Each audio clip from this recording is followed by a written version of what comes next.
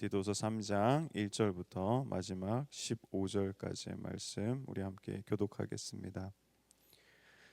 너는 그들로 하여금 통치자들과 권세 잡은 자들에게 복종하며 순종하며 모든 선한 일을 행하기를 준비하게 하며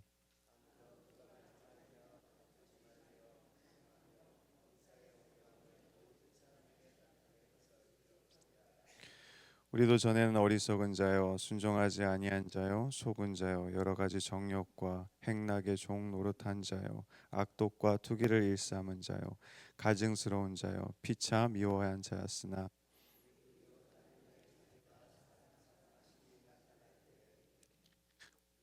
시대 우리가 행한 바 의로운 행위로 말미암지 아니하고 오직 그의 긍휼하심을 따라 중생의 씻음과 성령의 새롭게 하심으로 하셨나니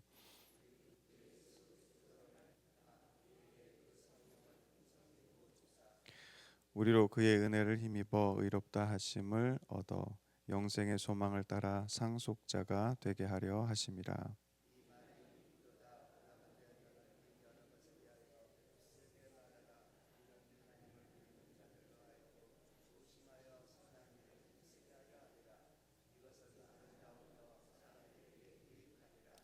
그러나 어리석은 변론과 족보 이야기와 분쟁과 율법에 대한 다툼은 피하라. 이것은 무익한 것이요 헛된 것이니라.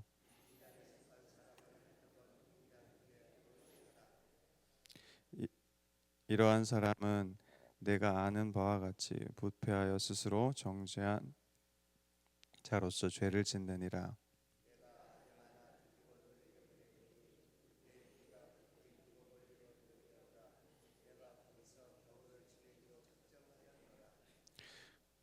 율법 교사 세나와 및 아볼로를 급히 먼저 보내어 그들로 부족함이 없게 하고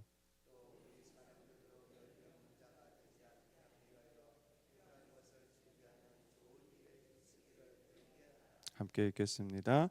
나와 함께 있는 자가 다 내게 무난하니 믿음 안에서 우리를 사랑하는 자들에게 너도 무난하라. 은혜가 너희 무리에게 있을지어다. 아멘. 우리는 복음의 통로입니다. 그래서 세상에 이 복음을 전해야 할 사람들입니다. 디도서의 말씀을 통해서 이번 주에 1장에서는 우리 개인 안에 어떤 것들이 있어야 되는지, 그리고 2장에서는 우리 공동체 안에, 즉 교회 안에 어떤 것들이 이루어야 되는지에 대한 말씀이었습니다. 오늘 우리가 읽은 3장은 이제 그 개인과 교회도 여러분 다 어디에 속합니까? 세상에 속해 있습니다. 세상에서 그러면 우리가 어떻게 살아가야 되는지에 대한 이야기가 이 디도서 3장의 이야기고, 또한 이 디도서 전체의 내용을 한번 요약해 주는 그런 장이라고 할 수 있습니다. 우리가 세상에 대해서, 세상을 어떻게 살아갈까, 복음의 통로로 그 세상에서 우리가 뭘 해야 될까라는 이야기를 할 때 먼저 아셔야 될 게 세상이 어떤 곳인가 하는 것입니다. 트렌드 모니터라는 이 설문조사 기관에서 전국의 성인 남성을 대상으로 당신은 불행합니까? 행복합니까? 이 질문을 가지고 설문조사를 했는데 74.6%가 뭐라고 얘기했을까요? 행복하다고 얘기했을까요? 불행하다고 얘기했을까요?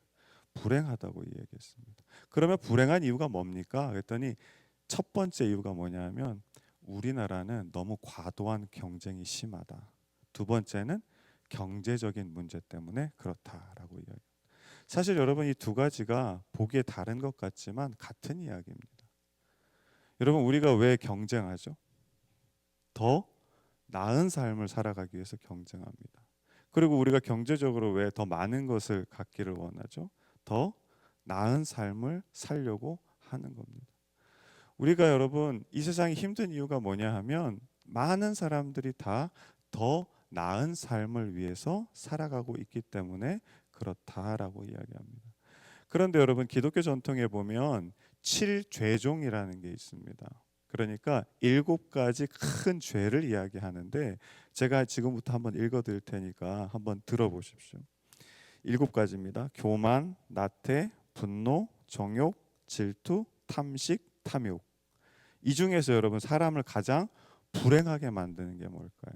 다시 한번 읽어드릴게요. 교만, 나태, 분노, 정욕, 질투, 탐식, 탐욕. 뭐라고 생각하십니까? 질투입니다. 시기라고도 하는데 왜 그러면 여러분 질투가 사람을 제일 불행하게 만들까요? 그 19세기에 헤르만 에빙하우스라는 심리학자가 있는데 이 사람이 뭘 발견했냐면 우리 다 아는 건데 착시 효과라는 거를 그때 처음으로 발견했습니다. 뭐냐면 양쪽에 똑같은 원이 두 개가 이렇게 그려져 있는데 한쪽에는 그 원 주위에 이 원보다 작은 원들이 둘러싸고 있고 이쪽에는 똑같은 원인데 그 원보다 큰 원들이 이렇게 둘러싸고 있답니다. 그러면 여러분 똑같은 크기의 두 원을 보면 어떤 게 크게 보일까요? 주위에 작은 원이 있는 게 크게 보일까요? 아니면 큰 원이 있는 게 크게 보일까요? 그렇죠. 작은 원이 있는 게 훨씬 더 커 보입니다. 우리가 여러분 이 세상에 살아갈 때 참 힘든 게 모든 세상의 사람들이 다 뭘 원합니까? 더 나은 삶을 원하는 거예요. 한 발짝 내 삶이 더 위로 올라갔으면 좋겠다는 거예요. 그러니까 여러분 나는 가만히 있으면 어떻게 되는 겁니까? 다 올라가는데 나는 안 올라가니까 내 자아가 작아 보일 수 있는 거예요. 그래서 나도 어떻게 합니까? 올라가야지. 더 나은 삶을 위해서 살아가야지. 그런데 여러분 우리가 생각해 보시면 올라갈수록 길이 좁아집니까? 아니면 넓어집니까? 좁아지죠. 그러니까 처음에는 어깨가 안 닿았는데 자꾸 올라가다 보면 어깨도 닿고 힘들어. 이게 세상이라는 곳이라는 거예요. 그러면 자 여러분 오늘 3장 1절 말씀 제가 주일날 이렇게 설교한다고 한번 생각해 보세요. 3장 1절 말씀입니다. 여러분들은 통치자들과 권세 잡은 자들에게 복종하시고 순종하십시오. 이렇게 제가 설교를 했어요. 주일날. 그러면 여러분 거기에 아멘 하시겠습니까? 목사님 잠깐만요. 저는 저런 분들하고는 정치 노선이 좀 달라요. 정책도 좀 봐야 되고요. 저 사람이 과연 정치를 잘하고 있는지도 모르겠어요. 이런 생각을 하실 거예요. 2절 말씀해 보세요. 제가 이렇게 설교합니다. 여러분 아무도 비방하지 말고 다투지도 말고요. 늘 관용하시고 범사의 온유함을 모든 사람에게 나타내세요. 그럼 여러분 아멘 하시겠어요? 좀 생각해 봐야죠, 목사님. 아무한테나 관용할 수는 없잖아요. 제가 가지고 있는 윤리적 기준이고요. 가치의 기준이 있어요. 거기에 부합하면 이 사람은 관용할 수 있지만 부합하지 않으면 그러면 좀 어려워요, 목사님. 이게 여러분 세상을 살아가는 우리가 생각하는 것들입니다. 말씀에 나오는 것이지만 여러분 그 말씀을 받을 때 여러분 누가 받습니까? 나라는 자아가 받는 거예요. 내가 중요한 거예요. 그런데 여러분 보세요. 성경에서 이야기하는 자기 인식, 이 자아에 대한 인식이 좀 달라요. 우리는 여러분 나를 굉장히 대단하다고 생각합니다. 중요하다고 생각합니다. 그런데 여러분 3절 말씀 우리 한번 같이 읽어볼게요. 시작. 우리도 전에는 어리석은 자요 순종하지 아니한 자요 속은 자요 여러 가지 정욕과 행락의 종노릇한 자요 악독과 투기를 일삼은 자요 가증스러운 자요 피차 미워한 자였으나. 우리의 존재를 사도 바울이 뭐라고 해요? 자기를 포함해서 하는 겁니다. 우리는 소망이 없는 사람들이었어요. 그냥 온갖 죄에 빠져서 그냥 거기에서 죽어 마땅한 사람들이었어요 라고 이야기하는 겁니다. 우리가 생각하는 것처럼 정말 대단하고 자꾸 높아지고 엄청나게 뭔가를 갖고 있는 사람이 아니라 그저 죄인입니다 라는 게 성경이 이야기하는 우리 자아의 인식이라는 거예요. 근데 여러분 중요한 게 이렇게 우리 자아를 인식하게 되면 자 4절 말씀 한번 보세요. 그렇게 자아를 인식하는 순간 어떤 일이 일어납니까? 우리 구주 하나님의 자비와 사람 사랑하심이 요번에 여러분 이 디도서를 읽을 때 계속 등장하는 단어가 있어요. 뭐가 등장하죠? 나타난다는 거. 1장에도 나타났고요. 2장에도 나타났고요. 3장에도 나타나요. 우리가 내 자아, 성경이 이야기한 하나님 나는 죄인입니다라는 자아의식을 하는 순간 내가 죄인이라는 걸 깨닫는 순간 뭐가 나타난다고 이야기합니까? 하나님의 자비와 사랑하심이 나타난다는 거예요. 여기 계신 분들 다 똑같은 고백이 하나 있는데 뭔지 아세요? 우리가 예수 그리스도를 인격적으로 만날 때 모두 다 똑같은 경험을 하십니다. 무슨 경험을 하죠? 내가 죄인이라는 걸 전에 몰랐는데 갑자기 알게 돼요. 그러면 눈물이 막 나면서 그 다음에 여러분 누구를 만나게 됩니까? 예수님을 만나요. 그래서 내가 너의 죄를 다 사해 줬어. 이런 은혜를 받게 되거든요. 그게 바로 이 말입니다. 그리고 여러분 5절 말씀해 보면 좀 더 구체적으로 나오는데 한번 같이 읽어볼게요. 시작. 우리를 구원하시되 우리가 행한 바 의로운 행위로 말미암지 아니하고. 자, 우리가 죄인이라는 것을 알 때 제대로 된 이 성경의 자아 인식을 하게 될 때 하나님의 자비와 하나님의 사랑이 나타나는 거예요. 그러면 그 자비와 사랑이 우리를 뭐 하냐 하면 구원하시는데, 여러분 그 구원하시는 이유가 뭐냐면 우리가 뭘 잘해서라고 이야기합니까? 아무것도 안 했다고 이야기합니다. 아무것도 안 했어요. 그냥 하나님의 긍휼하심으로 우리를 구원하시는 거예요. 여러분 우리가 1장에서 우리 함께 나눴죠. 하나님께서 이 영원 전에 이 시간 안에 뭐를 약속해 놓으셨다고 그랬죠? 영생의 약속을, 소망을 약속을 해 놓으셨어요. 그렇죠? 그게 2000년 전에 예수 그리스도를 통해서 나타나셨다고 그랬잖아요. 하나님이 택하신 시간 가운데. 자, 똑같은 이야기가 나옵니다. 그렇게 우리를 구원하시는데, 자 계속 읽어볼게요. 오직 그의 긍휼하심을 따라 하나님께서 우리를 사랑하셔서 그걸 약속을 해놓으셨어요. 근데 그게 뭘로 나타나냐 하면 뭘로 나타납니까? 중생의 씻음으로 나타나요. 중생의 씻음이 뭡니까? 우리 2장 14절 그 바로 옆에 있죠. 한번 보세요. 어떻게 되어 있습니까? 그가 우리를 대신하여 자신을 주심은, 예수님이 십자가에서 우리 자신을 주심은 모든 불법에서 우리를 뭐 하시고? 속량하시고 우리를 어떻게 하신다고요? 깨끗하게 하신다는 거예요. 그게 무슨 의미냐면 중생의 씻음이라는 거예요. 우리를 깨끗하게 하시고 우리를 속량하셔서 깨끗하게 하시는 겁니다. 그런데 여러분 제가 말씀드렸죠. 예수 그리스도의 이 속량으로, 중생의 씻음으로 깨끗해질 수 있어요. 그런데 여전히 우리 안에는 뭐가 있다고 그랬죠? 불순종과 거짓으로 인한 죄들이 계속 생겨난다 그랬죠. 그래서 여러분 그 다음에 나오는 단어를 보십시오. 5절에 중생의 씻음과 그 다음에 뭐라고 나옵니까? 성령의 새롭게 하심. 성령의 새롭게 하심이 뭐냐 하면 우리 어제 나눴던 2장 말씀에 한번 가보시면 2장에 12절 말씀입니다. 우리를 뭐 하시되?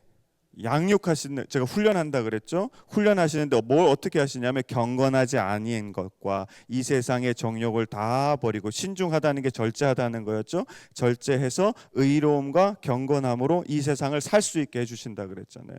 우리가 예수 그리스도의 중생의 씻음을 통해서 깨끗해질 수 있어요. 그렇지만 여전히 우리 안에 불순종과 거짓이 있단 말이에요. 그걸 어떻게 할 수가 없어요. 근데 여러분 그거는 누가 해결해 주시냐 하면 성령님께서 우리 안에 오셔서 우리를 뭐 하시게 한다고요? 양육, 훈련하게 하시면서 우리를 새롭게 하시는 거예요. 그러니까 우리의 이 깨끗한 상태를 계속 유지할 수 있게 해주시는 분이 누구라고요? 성령 하나님이라는 겁니다. 그 말이 여러분 이어지는 6절 말씀해 보세요. 우리 구주 예수 그리스도로 말미암아 우리에게 무엇을 풍성히 부어 주십니까? 예수님은 십자가를 지신 분이에요. 모든 인류에게 그 죄를 다 대속하신 분입니다. 단번에. 그런데 여러분 그 예수님이 안타깝게도 어떻게 되시죠? 부활하신 다음에 승천하세요. 승천하시면서 약속한 게 있어요. 내가 너에게 뭐 주겠다? 성령을 주겠다. 근데 그 성령은 여러분 어디에, 제가 계속 말씀드리죠. 어디에 계세요? 성령이? 우리 안에 내주하시잖아요. 우리 안에 뭐가 있어요? 불순종과 예수를 믿지만 거짓이 있어요. 그거를 우리 성령님께서 우리 안에 계시면서 계속 새롭게 만들어 주시는 거예요. 우리를 깨끗한 상태로, 의로운 상태로 계속 만들어 주시는 거예요. 이어지는 7절 말씀 보십시오.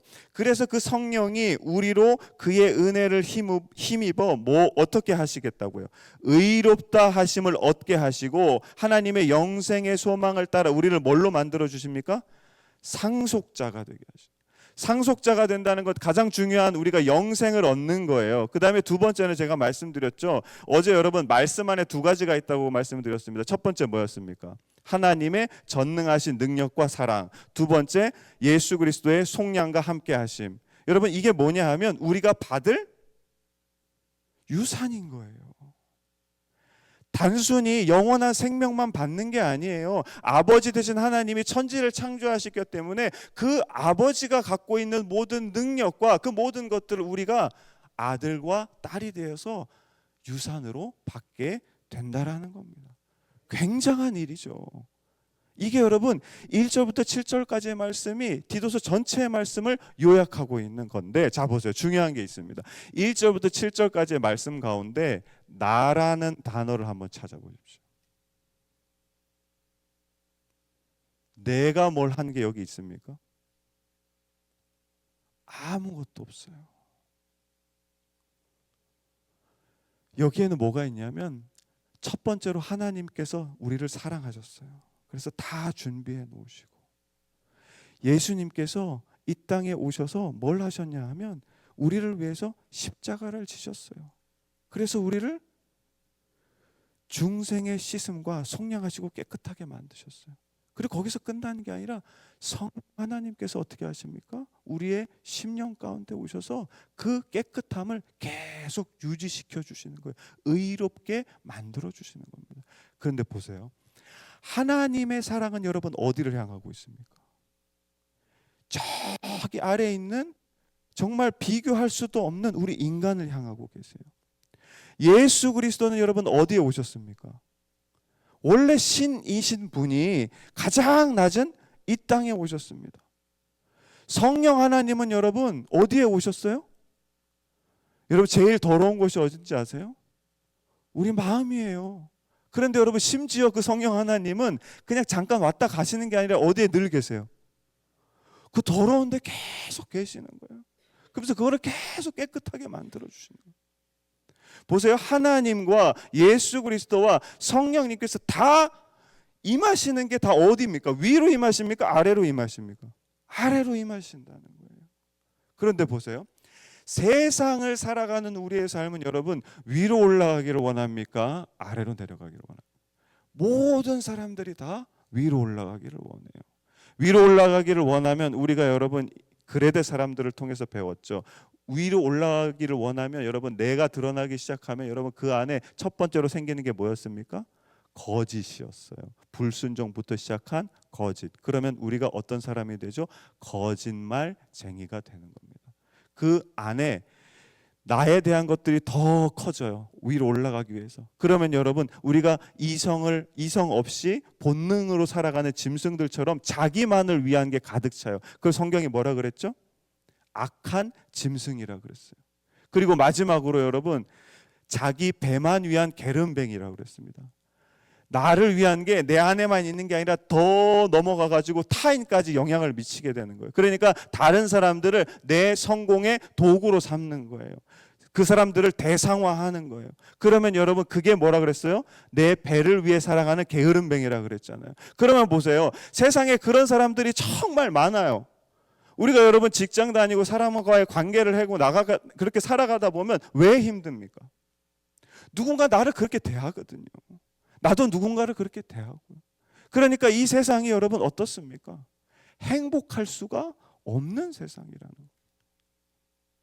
사랑하는 성도 여러분, 오늘 우리가 읽은 말씀 가운데 가장 중요한 말씀이 8절의 말씀인데, 자, 이렇게 놀라운 것을 1절부터 7절까지 하나님 통해서 예수 그리스도를 통해서 성령을 통해서 받았어요. 그러면 여러분 우리는 저 세상에서 뭘 해야 되는지가 8절에 등장하는데 8절 말씀 한번 같이 읽어볼게요. 시작. 이 말이 미쁘도다. 원하건대 너는 이 여러 것에 대하여 굳세게. 처음에 이야기한 게 뭐냐면 지금 하나님의 일과 예수 그리스도의 일과 성령이, 하나님은 우리 사랑하셨고 모든 걸 준비하셨고 예수님은 중생의 씻음을 통해 가지고 우리를 깨끗하게 하셨고 성령께서는 새롭게 하심을 통해서 우리를 계속 깨끗한 상태로 의로운 상태로 유지시켜 주는 거예요. 그것을 뭐라고 이야기하냐면 여러 것에 대해서 굳세게 말하라 라고 이야기하면서 이어지는 말씀 보세요. 이는 하나님을 믿는 자들로 하여금. 자, 하나님을 믿는 자들이 이렇게 하나님과 예수님과 성령의 사역을 통해서 우리가 결국에는 의로운 상태에 계속 유지되면 여러분 이 세상에서 악한 일을 행하는 것이 아니라 선한 일을 행하면서 살아가는 거잖아요. 여기 보세요. 후반절의 말씀. 이는 하나님을 믿는 사람들로 하여금 선한 일을 힘쓰게 하려 함이라. 요 똑같이 나오죠. 그런데 여러분 그 사이에 단어 하나가 있어요. 제가 안 읽은 단어. 뭐죠? 조심하여. 오늘 말씀의 핵심이 여러분 이 조심하여입니다. 여러분 자, 우리가 사람과의 관계면 내가 선한 일을 하고 싶어요. 그러면 조심한다는 건 무슨 뜻일까요? 조심하시려면 어떻게 해야 될까요? 메시지 성경에 보니까 요 조심하라는 단어를 어떻게 번역하냐면요. To put foot down이라고 되어 있어요. To put your foot down. 그게 뭐냐 하면 너의 발을 한 발짝 더 아래로 내려라 라는 뜻이에요. 우리가 여러분 사람과의 관계에서 선한 일을 할 때 내가 조심해가지고 이 선한 일을 하려면 여러분 가장 좋은 게 뭐냐 하면 이렇게 한 발 뒤로 물러나는 거예요. 한 발 내려오는 거예요. 그러면 여러분 그 사람과의 사이에서 뭐가 생깁니까? 자 보세요. 모든 사람들이 아까 제가 말씀드렸죠. 이 세상에는 자꾸 올라가려고 해요. 꽉 끼어 있어요. 아, 너 좀 비켜봐. 나도 올라가야 되는데 힘들어. 근데 그 모든 사람들 중에 한 사람이 올라가지 않고 내려가요. 그럼 어떨까요? 여러분 복음이 왜 우리의 자꾸 오늘 디도서가 말씀하는 게 뭐냐면 선한 일을 행하고 선하게 좀 살고 선한 행위를 해라라고 이야기하는데 그 선한 행위가 뭐냐면 여러 가지 복잡한 게 아니에요. 다 올라가는 사람들 가운데 나는 한 발짝 내려오면 되는 겁니다. 그럼 보세요. 내 옆에 있는 사람들이 같이 올라가려고 하면 내가 경쟁자가 돼가지고 이 친구가 자 뭐를 얘기하냐면 이제 같이 올라가면서 이런 얘기를 해요. 옆에 있는 경쟁하는 사람한테 교회 좀 다니세요. 예수님 좀 믿으세요. 그럼 그게 귀에 들어옵니까? 전혀 들어오지 않아요. 근데 이 사람을 딱 보니까 다 올라가려고 하는데 혼자만 어떻게 해요? 내려가요. 그러면 이 사람을 보면 야, 저 사람은 왜 저러지?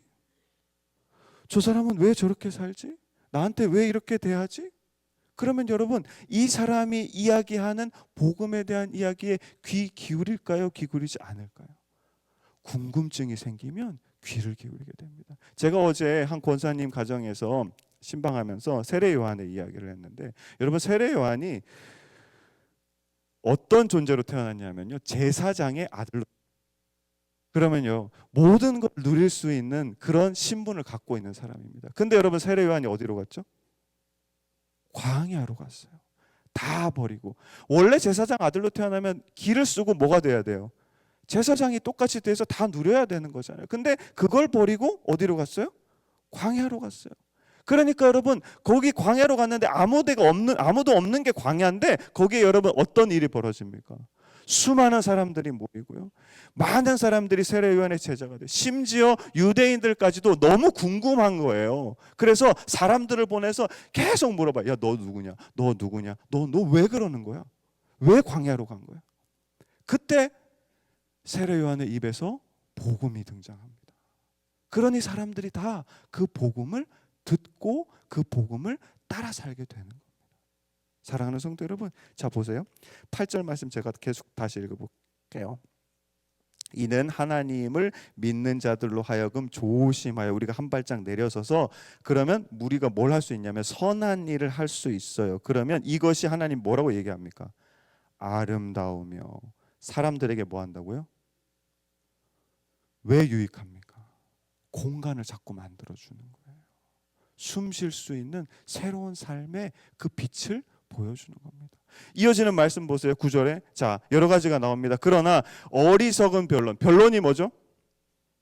너랑 나랑 생각이 달라서 서로 이야기하는 거예요. 그 다음에 두 번째 족보 이야기예요. 족보는 뭔 이야기입니까? 내가 어디에 속한지, 어디 가문인지, 어떤 출생인지를 이야기하는 거예요. 그 다음에 분쟁이 있어요. 분쟁은 뭘 위해 싸우는 거죠? 나의 이익을 위해서 싸우는 거예요. 그 다음에 율법에 대한 다툼이 있어요. 이 율법이 해석이 내가 맞냐 네가 맞냐라는 다툼이에요. 그런데 여러분 이 모든 것에서 나가 사라지면 어떻게 될까요?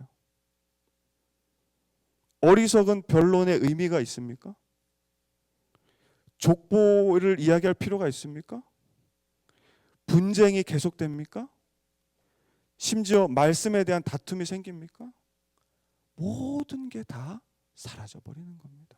의미를 잃어버리는 거예요. 사랑하는 성도 여러분, 우리가 복음의 통로로 이 세상 가운데 복음을 전하기 위해서 가장 중요한 것은 뭐냐면 한 발짝 내려서는 겁니다.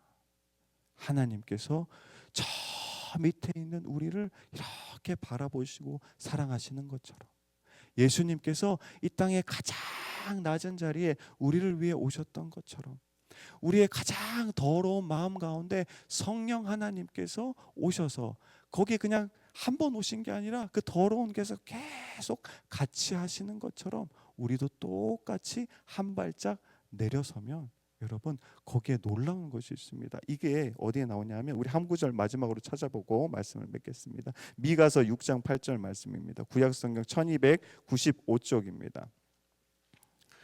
미가서 6장 8절 말씀 1295쪽입니다. 미가서 6장 8절 195쪽의 말씀.